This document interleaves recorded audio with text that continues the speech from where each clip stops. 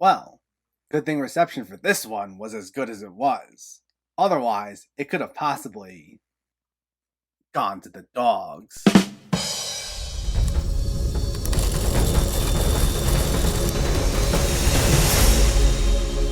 What's going on, everyone? Welcome back to my channel. Today we're talking about a film I'm a little late to discuss, The Power of the Dog. Before we begin, let me know in the comments what your thoughts on this movie were, if you already saw it, or if you were planning on seeing it, and make sure to hit that thumbs up button if you like these reviews, as it helps me out immensely by getting my content out there. And if you're new here, I hope you consider hitting that subscribe button so you can stay up to date with reviews of new releases, older films, hidden gems, and so much more on a near daily basis. But let's not waste any more time and let's talk about The Power of the Dog. This stars Benedict Cumberbatch as charismatic rancher Phil Burbank, who inspires fear and awe in those around him. When his brother brings home a new wife and her son, Phil torments them until he finds himself exposed to the possibility of love. Based on the novel of the same name, this is written and directed by Jane Campion, and it's her first film in 12 years since 2009's Bright Star, and it hit Netflix in early December after a limited theatrical release. And it made quite the splash immediately upon release. While Belfast was initially viewed as the clear Best Picture frontrunner, this is certainly giving it a run for its money, getting a slew of nominations across all major events, including the Oscars. And while I haven't read the original source material, this has certainly piqued my interest in it, as this has exceeded my expectations. Not that I was expecting this to be bad or anything, but I've only seen two other Campion films, that being The Piano and the aforementioned Bright Star, and they're good, but nothing I necessarily say I loved. And prior to watching this, I had seen a number of other movies that were in talks for award season, and I thought they were good, but maybe not quite the best of the year. But this, I can see why it's being called one of the best films of 2021, and I even included it on my honorable mentions list.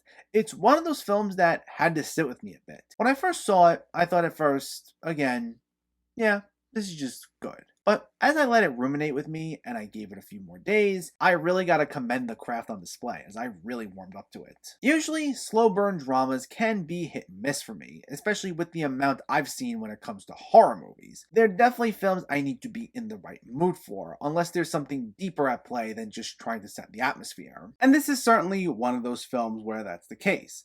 Though I will say, in terms of setting the atmosphere, Campion does an excellent job with some beautiful camera angles and gorgeous cinematography capturing the open countryside. I do enjoy a good western, and one of the main reasons for that is, from a technical standpoint, it provides so many great opportunities to get some stunning shots of the wide open surroundings, and we get plenty of that here, with many long, lingering shots that really capture this moody tension. And while yeah, that can lead to the occasional pacing issue here and there, Campion has so much more at play than just looking to show off some nice looking visuals. At the heart of this movie is talks about power structures and how certain characters handle them and are deeply affected by them. You have Phil, who's effectively our antagonist, who's used to being this intimidating, crude, tough guy, and who's used to being the center of attention, though his relationship to his brother George, played by Jesse Plemons, is one he'd describe as strong, as the two go everywhere together. That is, until he feels it's challenged by George's shifting attention to Rose, played by Kirsten Dunst,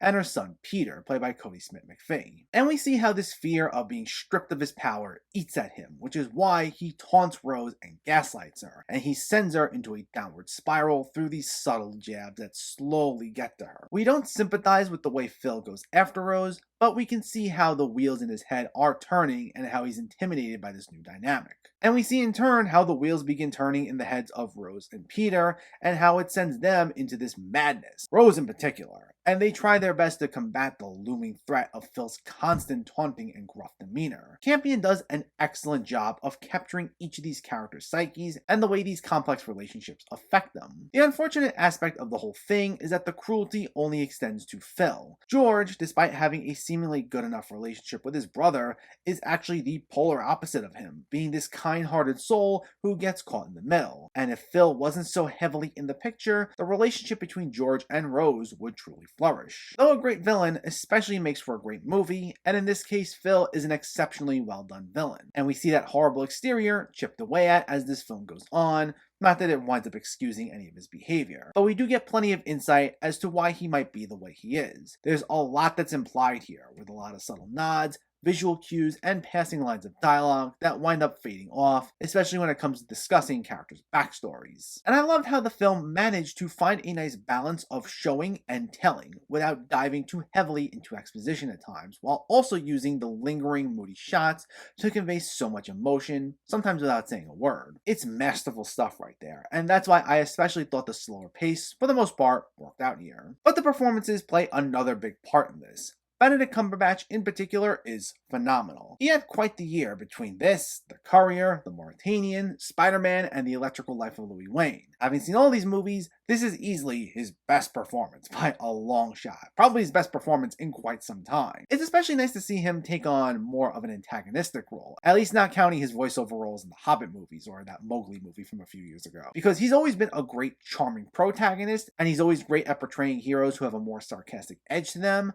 but this gets to see him show off a whole other side, and he absolutely crushes it. I mean, I'm not surprised because it was clear it was in him if you watch any of his other more cynical, sarcastic roles, but it's certainly refreshing, especially seeing him play an antagonist who's clearly very layered in his characterization. But the rest of the cast is great as well. This is probably Kirsten Dunst's best work in quite some time, and it's her first film since 2017, and I will say it's a welcome return back to the big screen for her. I thought the way she captured Rose's deteriorating state and the anguish she has to endure was nothing short of heartbreaking, and I hope we get to see her take on more prominent roles like this in the near future. And Cody Smith-McPhee, who's arguably the heart and soul of the film, was also wonderful here, as he attempts to appeal to Phil's deeply buried humanity. While there was such a clear awkwardness to his character, I thought he was fantastic here. Plus, I thought Jesse Plemons was also pretty solid, getting caught in the middle between Rose and Phil, and having great chemistry with everyone. I was actually quite surprised to see him get Best Supporting Actor for this, as I felt he didn't have quite as much to do as the rest of the cast, but overall, I found him quite likable, and I thought his performance was solid as well. Power of the Dog certainly lives up to a lot of the praise it's been getting. This deeply emotional film is an intense psychological heartbreaker, especially thanks to its stunning direction from Jane Campion, as well as all of its performances, in particular Benedict Cumberbatch, who gives one of his best performances of all time. This is by far one of the better awards contenders out there, and if you haven't seen it yet, you should definitely check it out. Power of the Dog gets an 8.5 out of 10. So let me know, did you see The Power of the Dog, or are you planning to see it, and what were your thoughts? Was this one of your favorite Benedict Cumberbatch movies? Was it one of your favorite Jane Campion movies? Let me know in the comments below so we can discuss. Also, if you enjoyed this video, please give it a like and share it, and for more movie reviews and film discussion, please make sure to hit that subscribe button to stay updated. Thanks for watching everyone, and keep having fun with film.